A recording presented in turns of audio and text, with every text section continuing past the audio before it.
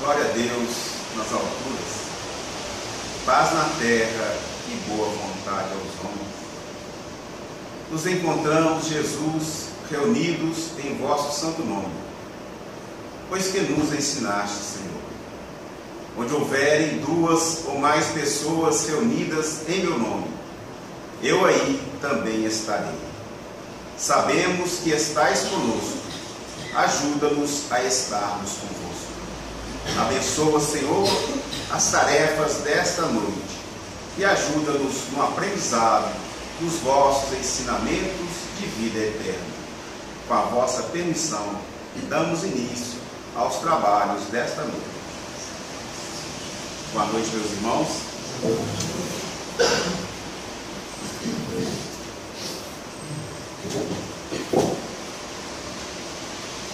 Boa noite, meus irmãos, que a paz do Pai Eterno esteja com todos. Na semana passada, nós havíamos praticamente terminado os atributos divinos, os atributos de Deus. Falamos da natureza divina, das características divinas, e faltava-nos pouco para terminar, de fato. Nós tínhamos falado inicialmente Deus como suprema e soberana inteligência, depois Deus eterno e imutável, depois falamos de Deus imaterial e onipotente, todas as características descritas no livro Gênesis de Allan Kardec, e chegamos nesse número 14, mais um atributo, há 2 atributos aqui. Deus é soberanamente justo e bom. A providencial sabedoria das leis divinas se revela nas mais pequeninas coisas, como também nas maiores, não permitindo essa sabedoria que se duvide da sua justiça nem da sua bondade. Da mesma forma, Deus é infinitamente perfeito.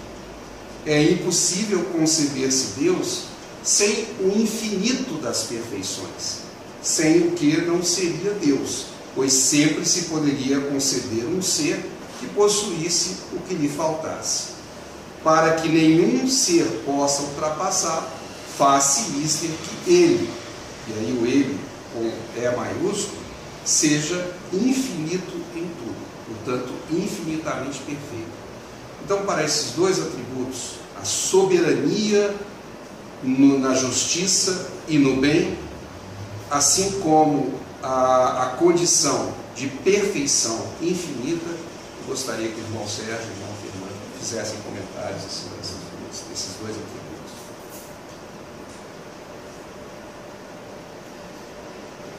Como nós falamos de Deus, nós vamos sempre buscar o entendimento pelo sentimento.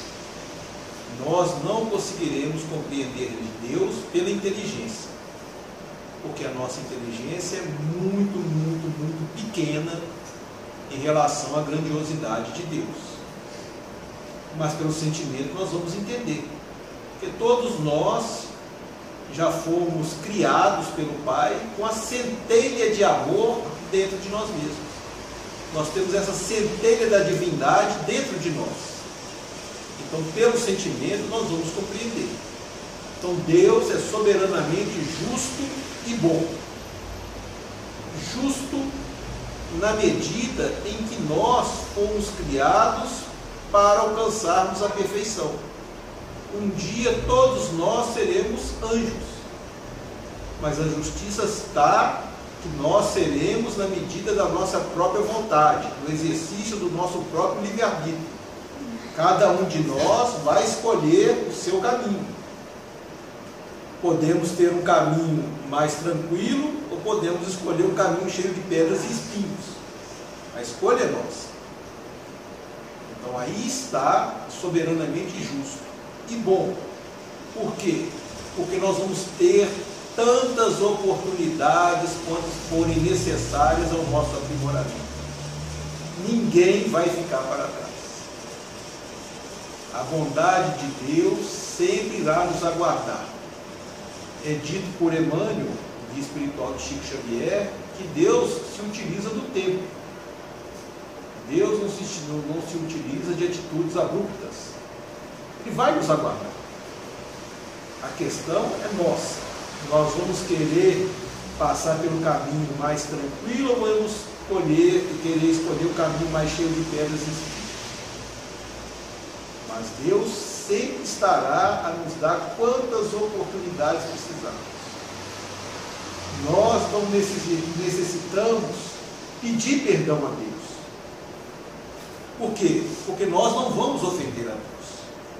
Deus nunca se sentirá ofendido com os nossos erros. Pela sua bondade. O pai não se sente ofendido pela birra do filho. Eu até contei, né, que eu tenho uma menininha de 1 ano e 8 meses que já dá aquelas belas birras. E todos nós sabemos as birras das crianças. Alguém pensa pegar uma criança que está dando birra e colocar lá na rua porque ela está dando birra? Algum pai faz isso? Não, você sabe compreender que a birra da criança é em virtude da idade dela. Então nós, em relação ao pai, nós somos essa criança. Então não vamos esperar, né, de Deus nos transformar em anjo como um toque de mágica. Não. Vai nos dar tantas oportunidades quanto nós necessitarmos.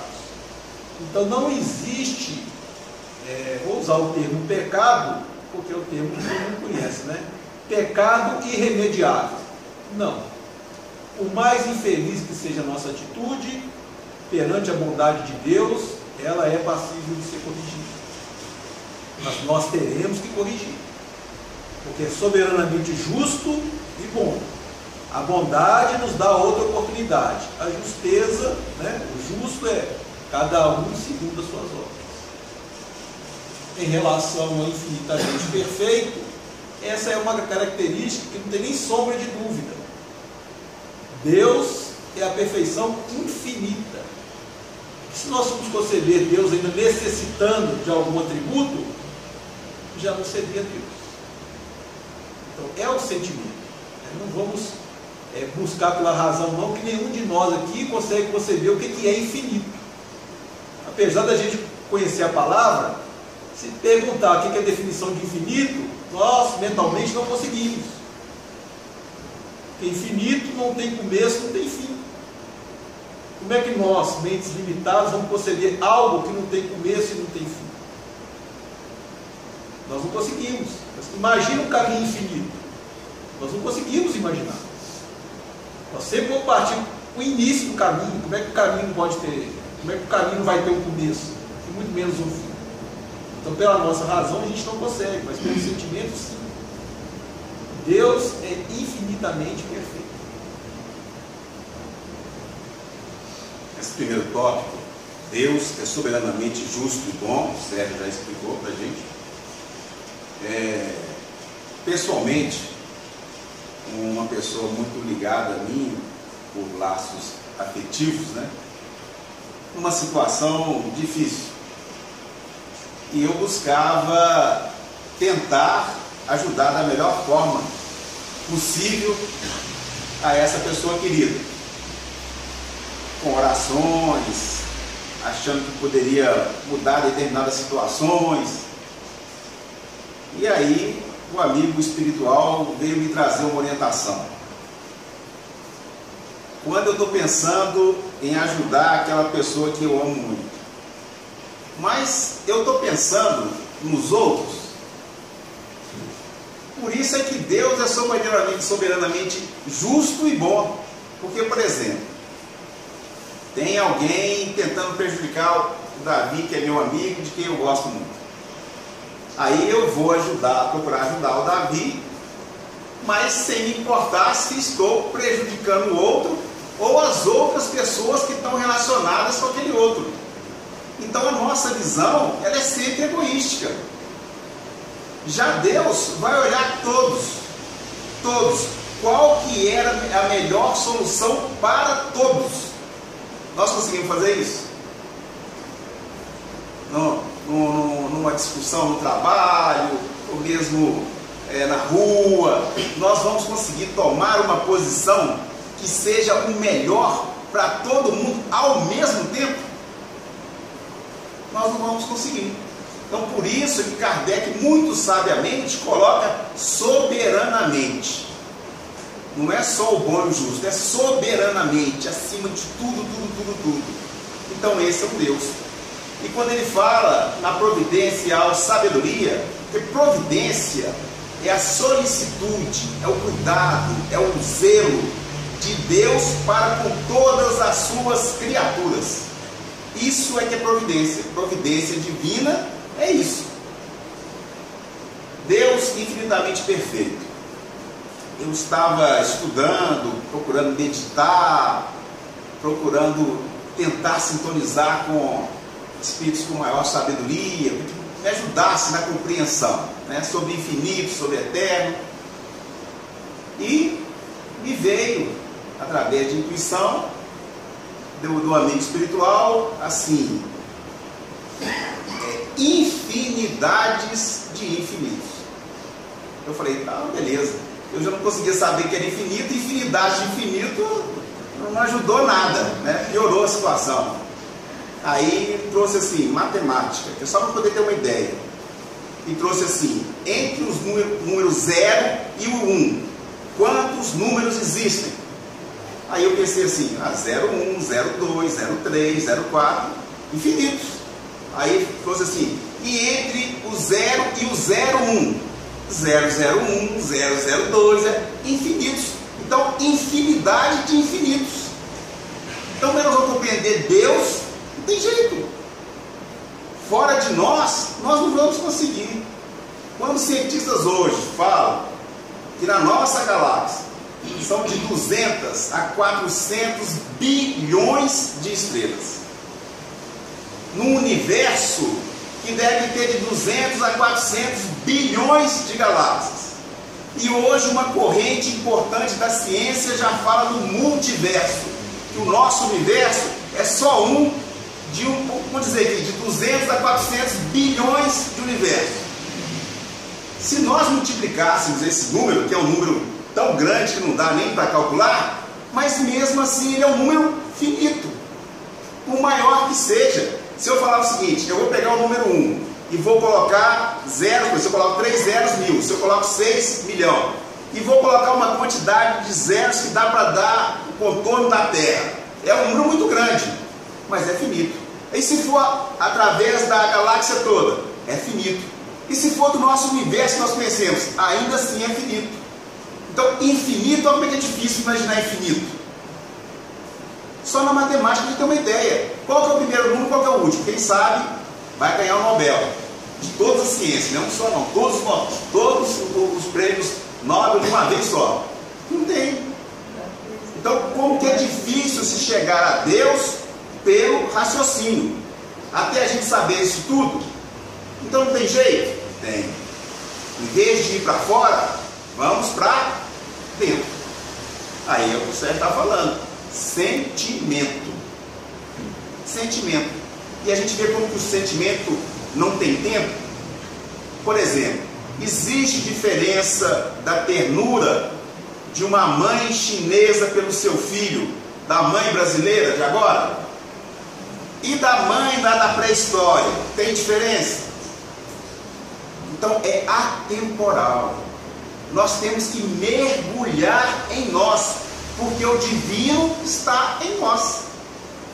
Só que ele nos permite o livre-arbítrio. Aí nós nos complicamos. Aí é que nós complicamos, mas o divino está lá. Se nós pegarmos um diamante, jogarmos num lodaçal, ele não deixa de ser diamante porque está no lodo, não.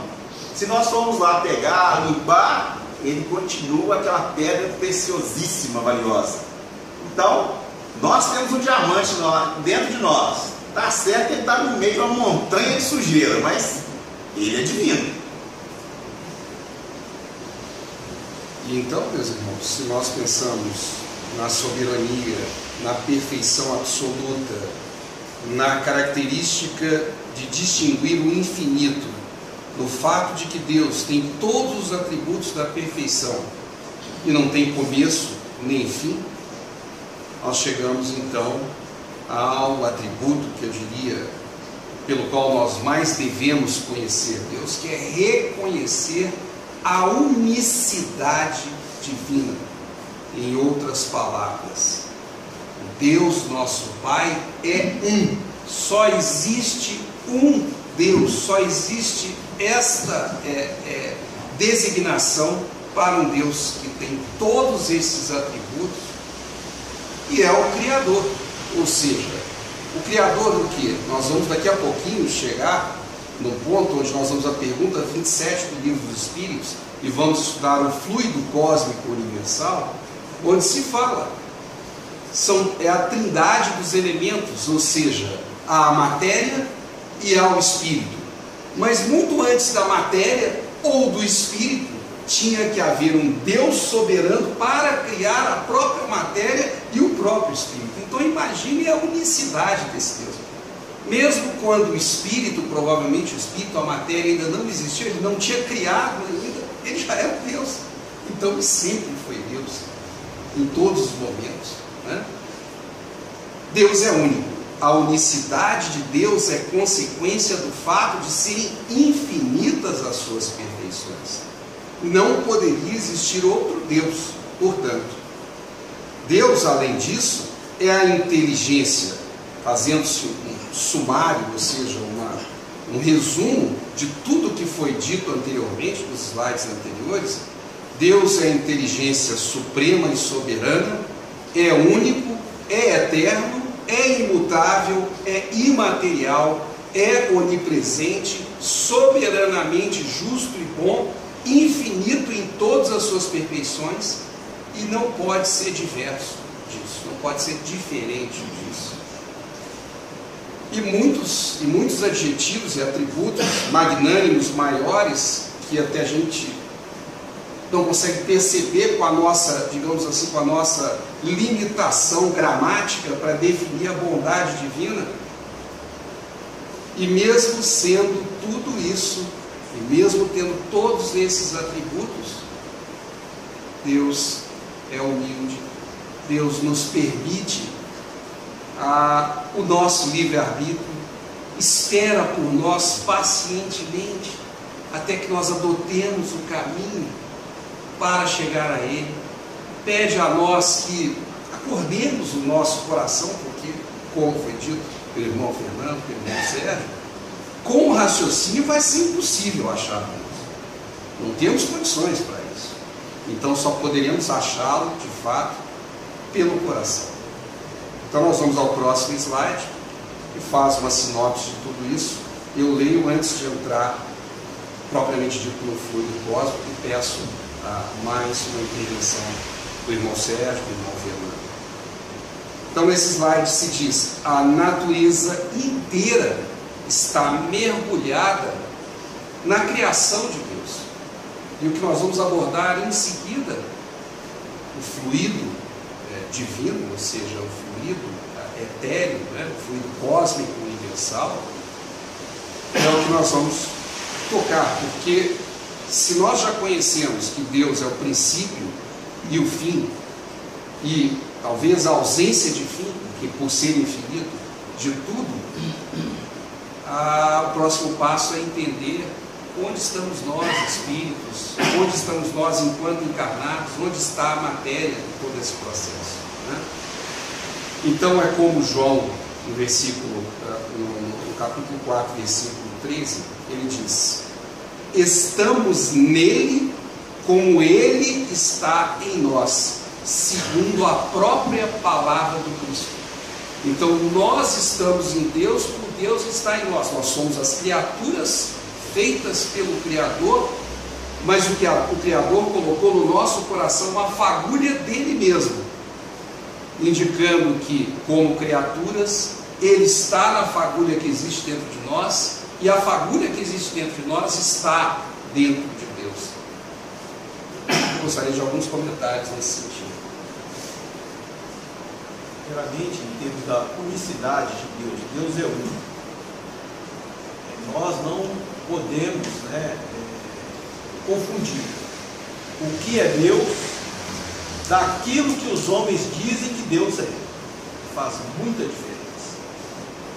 Nós, homens, já criamos cada conceito de Deus, os mais diversos e tristes possíveis.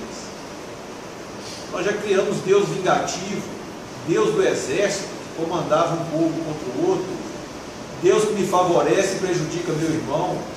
Eu vou pedir a Deus para que Deus me vingue. Esses conceitos de Deus são de nós homens, da nossa inferioridade. Deus é Deus do universo. Deus não é Deus da terra, do homem, da nossa vontade. Ainda que nós queiramos. Nós homens sempre tivemos essa ideia. Nós cismamos que a terra era o centro do universo. Não porque isso agradava a Deus, mas porque isso agradava o nosso orgulho. E ai de quem não falasse que a terra era o centro do universo, que nós éramos os seres mais importantes do universo.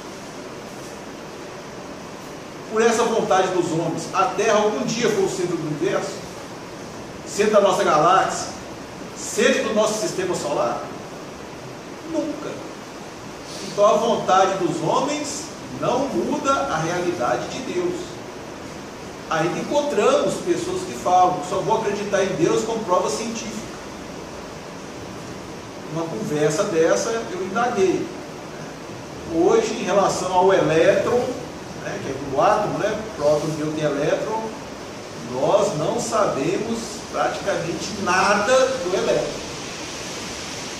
Nós sabemos que o elétron tem hora que ele se comporta como matéria e tem hora que ele se comporta como pura energia, ele se comporta como onda. Isso é a teoria da física quântica. Ninguém sabe. Nós temos as maiores mentes pensando em cima disso, tentando solucionar essa questão. Nós sabemos que isso acontece. Como e por quê, nós não imaginamos. E ninguém desacredita no elétron. Cientista nenhum. Assim, mas você não acha uma discrepância? Você não explica o elétron, mas acredita no elétron. Agora, porque você não explica Deus, você não acredita em Deus. Porque você não tem inteligência para entender o elétron. Mas mesmo assim, você não nega a existência do elétron. Mas você quer negar a existência de Deus, porque você não tem inteligência para explicar a existência de Deus? Então, isso é o raciocínio lógico? Não. Isso é único e exclusivamente baseado no orgulho. Se eu admito Deus, eu admito alguém muito, muito, muito superior a mim. Aí isso na Terra não existe. Quem vai ser superior a mim na Terra? Meu orgulho não deixa. Então vamos nos afastar. Não se trata de debate, não se trata de crítica. Cada um pode assumir a sua própria tese, a sua própria vontade. Não nos interfere. Mas isso não é argumento lógico e plausível. Agora, entender Deus como único, por que nós entendemos isso? Através do sentimento. Todos os povos, em todos os lugares, os mais remotos, até a mais remota humanidade, sempre falou que existia um Deus. A única razão para isso é porque nós trazemos esse sentimento dentro de nós. Quando os europeus aqui chegaram, os nossos índios falavam de Deus. Dentro da maneira e do entendimento deles. Mas eles sabiam que existia um Deus. E é um Deus único. Deus não é o meu Deus. É Deus de todo o universo. De todas as humanidades. No livro dos Espíritos já vem nos esclarecendo. Vida não é só na Terra.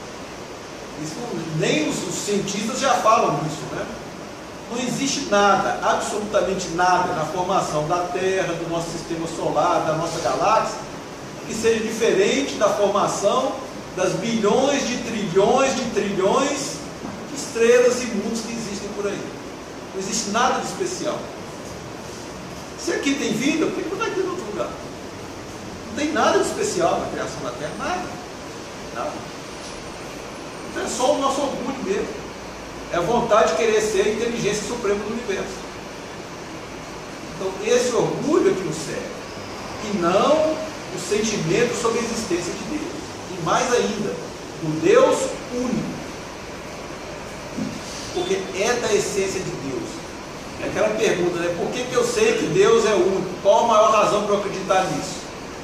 Olha, o meu sentimento. E mais ainda, o espírito mais inteligente que pisou na terra falou isso com Cristo. Então, ainda que eu não tivesse o sentimento, eu posso acreditar. Cristo já é espírito crístico desde a formação da terra. Ou seja, ele é espírito puro há mais de 5 bilhões de anos. Um espírito desse, eu vou debater? Eu vou contestar? Não.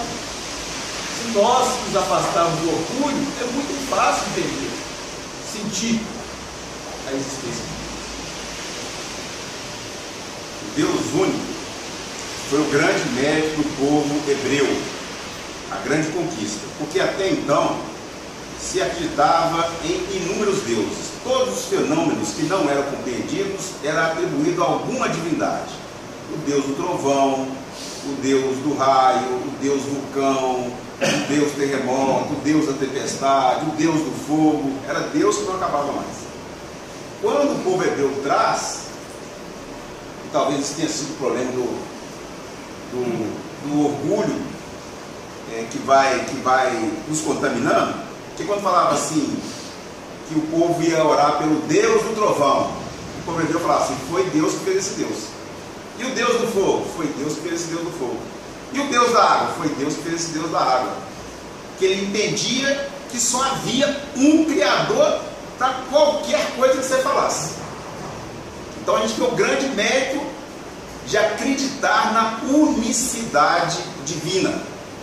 E isso o povo hebreu veio passando de gerações para gerações. Como nós somos espíritos imortais, é um projeto gradativo de evolução. Então, primeiro foi necessário acreditar num Deus único. E lá, no Antigo Testamento, já traz essas informações. Não tentar fazer imagem de Deus. A ponto até que está na própria escritura hebraica, que nem pronunciar o nome de Deus nós não éramos dignos. Mas Deus, na sua infinita misericórdia, nos permite falar o nome dele. Mas para que não tentássemos criar uma forma de Deus humanificado, antropomórfico, forma, na forma de homem.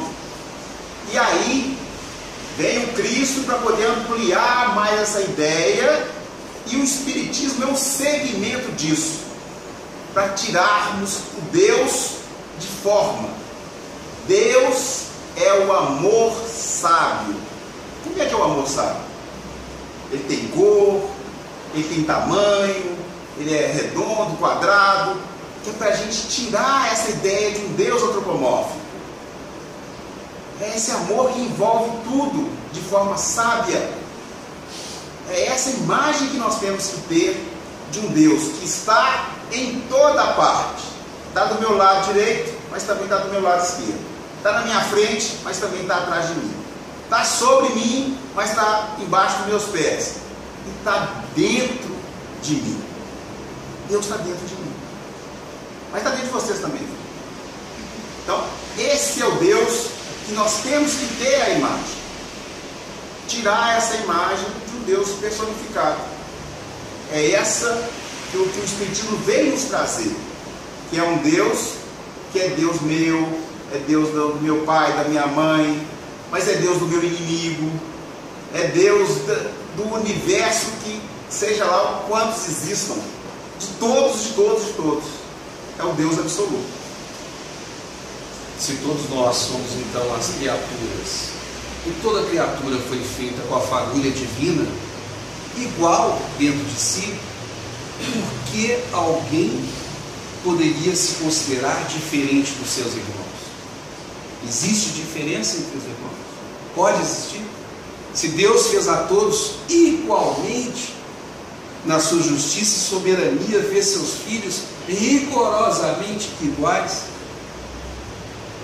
então nós vamos para um pouco mais de conhecimento, agora até tentando buscar um entendimento maior de como as coisas funcionam dentro da nossa pequenez, nossa pobre capacidade de compreender as coisas. E é então que o Livro dos Espíritos, quando analisa o fluido cósmico universal, universal e analisa, obviamente, os irmãos espirituais, quando ditam a Allan Kardec isso em 1800, livro dos Espíritos, 57. Então vejam que em 57 nenhum cientista jamais poderia ter a ideia do que vai ser mencionado aqui agora, e os nossos irmãos espirituais superiores já estavam respondendo a perguntas para as quais a ciência da época jamais teria a capacidade de entender. Mas vejamos, na pergunta 26, Kardec faz a seguinte pergunta aos irmãos espirituais: poder-se-á conceber o espírito sem a matéria e a matéria sem o espírito? E a resposta: pode-se, é fora de dúvida, pelo pensamento. Ou seja, pedagogicamente você pode separar uma da outra para tentar entender. Com o pensamento, com a lógica do nosso pensamento, que é tão limitado. Mas, na realidade, já não é possível quando se traz tudo com conteúdo maior. E é aí que entra a pergunta 27, que, lendo algumas perguntas do Livro dos Espíritos, elas são todas magníficas, mas essa pergunta 27, ela suscita em todos nós, eu acredito que em vocês também vai ser assim, uma impressão de tanta profundidade. Pensem bem, a pergunta é a seguinte: há então dois elementos gerais do universo, a matéria e o espírito? E os irmãos espirituais começam a responder essa pergunta. Eu dividi em 4 pedaços essa pergunta, a resposta para essa pergunta, tão complexa que é a resposta. Imaginem a complexidade disso naquela época. Vejam a primeira parte da resposta no próximo slide. Sim, e acima de tudo, Deus. Ou seja, se Deus é o infinito, é o Criador, não tem começo nem fim, Ele criou os espíritos e criou a matéria. Então, apesar de ser tudo isso uma trindade, como foi expressa, ele diz o seguinte: sim, acima de tudo, Deus, o Criador, o Pai de todas as coisas. Deus, Espírito e matéria constituem o princípio de tudo o que existe, a trindade universal. Mas ainda assim, o Espírito e a matéria foram criadas por Deus, porque o Criador estava antes de tudo, sempre existiu. Então eu gostaria de alguns comentários sobre essa trindade, sobre como nós vamos entender essa interligação entre aquilo que Deus criou, que foi a matéria e o espírito, e como a matéria e o espírito se relacionam a Deus. Matéria, espírito e Deus. Então, essas são as respostas que os espíritos deram, para que nós tivéssemos uma ideia inicial para começar a expandir a nossa ideia do universo, de Deus. Porque até então, as religiões, cada um com a sua verdade suprema. Nós tivemos, ao longo da história da humanidade, as brigas mais sangrentas em nome da religião. Se religião é se religar a Deus, como pode ser religião ser utilizado para massacrar o seu irmão? E foi o que mais a humanidade fez. Mas isso é problema da religião? Ou isso é problema nosso, interno nosso? Por que nosso? Nós reencarnamos várias vezes. Quando nós falamos que isso aconteceu na humanidade, quem fez somos nós, em reencarnações passadas. Hoje, nós estamos buscando uma nova concepção. A concepção de irmandade. E quem que une? Quem nos une é Deus. Essa é a força de união. Jamais força de separação entre os homens. Quem nos separa é o nosso orgulho, é o nosso egoísmo. Essa é a fonte de separação. A história da humanidade está cercada de atos de violência em virtude do orgulho e do egoísmo, mas não por amor a Deus. Alguém pode conceber dentro do cristianismo qualquer coisa que manda alguém matar o outro porque não é cristão? Alguém pode citar uma frase de Jesus que dá a menor ideia disso? De forma alguma. Isso é vontade do homem. E nós, né, não nos deparamos com situação pior do que essa, usar o nome de Deus para agredir o nosso. Então Deus é a força de união. Então Deus criou o espírito, criou a matéria. E Deus é essa união entre espírito e matéria. Espírito, a inteligência do universo. A matéria é a condensação desse fluido cósmico universal em que se manifesta o espírito. Nós não sabemos, né? Foi perguntado por Kardec, outra pergunta dos espíritos, se sempre existiu matéria, se a matéria é essencial para o universo. A resposta dos espíritos, só Deus o sabe. Mas o espírito, ele existiria ainda que não existisse matéria. Então, essa ligação da matéria com o espírito se trata da necessidade evolutiva nossa. Mas quem nos liga, quem nos une, quem estabelece em nós toda a ligação do universo é o Criador, é Deus. Eu gostaria de começar pelo título, né? Fluido cósmico universal.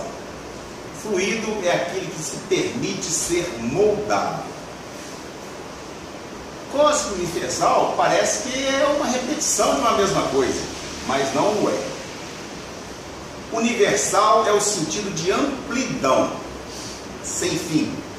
E cósmico, cosmos, é uma palavra grega, significa harmonia, beleza, ordem.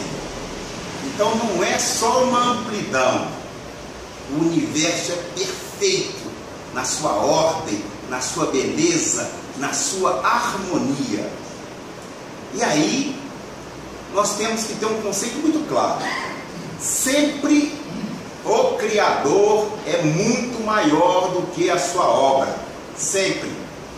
Quando falamos de um Leonardo da Vinci, da sua genialidade, né, da Mona Lisa, que é um quadro muito conhecido, Leonardo da Vinci é muito mais genial do que a sua obra Mona Lisa, porque ele é capaz de fazer outras obras. E o Criador, Deus, se tudo que existe deixasse de existir, Deus criaria tudo de novo. O eterno e o infinito são criações divinas. Deus é muito maior do que isso. Nós já vimos que o infinito não tem fim. E Deus é maior do que o que não tem fim nem começo. Quando Kardec fala Deus, Espírito e Matéria, ele vai prosseguir, nós vamos ver no slide da frente, colocando Deus, colocando Espírito, o fluido cósmico e a matéria. Essa é a trindade, que está sempre presente. Se nós olharmos a matéria, no é tridimensional, o nosso mundo, são de 3 dimensões, largura, altura, comprimento. O tempo não é tridimensional, de ontem, hoje, amanhã. A criação também é nesse sentido. É espírito, fluido cósmico e matéria. Para que o espírito, consciência imortal, possa agir no corpo físico, não precisa do perispírito. Então, Deus está acima disso, não dá para definir. Então, espírito, fluido cósmico e matéria são criações divinas. Essa é que é a trindade. Deus é mais. Deus não dá para a gente. O que nós vamos falar? Deus tem que ver com os olhos do sentimento, do coração. Então, quando os Espíritos falam com Kardec que nos falta o sentido para ver Deus, é porque esse sentido é o amor perfeito. O dia que estivermos amando com perfeição, nós veremos a Deus. Não foi isso que Jesus falou? Bem-aventurados os puros de coração, porque verão a Deus. Então, quando tivermos essa capacidade de amar até os nossos inimigos, nós veremos a Deus. Nós temos mais 3 minutinhos, mas eu tenho a impressão que eles são suficientes para o que nós temos em seguida e vamos dar continuidade no que faltar na próxima semana. Mas vejamos, na continuação da resposta da pergunta 27, os Espíritos nos dizem, além dessa trindade universal, eles dizem, mas ao elemento material se tem que juntar o fluido universal, que desempenha o papel intermediário, como se fosse alguma coisa que fizesse a matéria falar com o espírito. Deus criou a matéria e o espírito, e algo entre eles, que é o fluido universal, que desempenha o papel de intermediário entre o espírito e a matéria propriamente dito, por demais grosseira para que o espírito possa exercer sua ação sobre ela. Então imaginem o princípio inteligente de tudo, que é o espírito exercendo a ação na matéria. Como a matéria é muito grosseira, precisaria haver algum elemento, e provavelmente isso é uma realidade para os espíritos nos disseram isso para que nós pudéssemos entender, porque no universo deve ser muito mais complexo do que isso. 1 minuto de posicionamento do irmão Sérgio, a complexidade está ficando muito alta aqui. O irmão Sérgio e o irmão Fernando, para nós irmos com as nossas atividades. Os espíritos, eles nos dão uma ideia, que nós não conseguimos ainda entender. Os espíritos falaram, já para Kardec, que o que nós chamamos molécula, ligação dos átomos, longe estava da molécula primordial da matéria. Isso em 1857. Somente hoje, 150 anos depois, né, já começa a tomar corpo, isso aí é a maioria do entendimento, né, que é a chamada teoria das cordas na física. Ou seja, a matéria é um formato de um elemento único, mas tão pequeno, tão pequeno, tão pequeno, que a gente só consegue conceber por movimentos, por fórmulas matemáticas. E que ele vibra de formas diferentes, e esse único elemento vibrando de formas diferentes forma tudo que nós conhecemos como matéria. Ou seja, 150 anos atrás, os espíritos nos falaram isso. Mas, para nos dar uma ideia, porque longe estamos ainda de compreender tudo. Gostaria de trazer o pensamento de Paulo de Tarso, do Atos dos Apóstolos, no capítulo 17. Em Deus existimos, nos movemos e vivemos. E Emmanuel nos esclarece que mover é no sentido de evoluir, progredir. Existir, ele diz, a pedra existe, a planta existe, os animais existem. Viver é diferente. Viver é experienciar a imortalidade de forma digna. Então que a paz esteja convosco e vamos para a nossa próxima atividade. Até a próxima quarta, com a continuidade desse tema.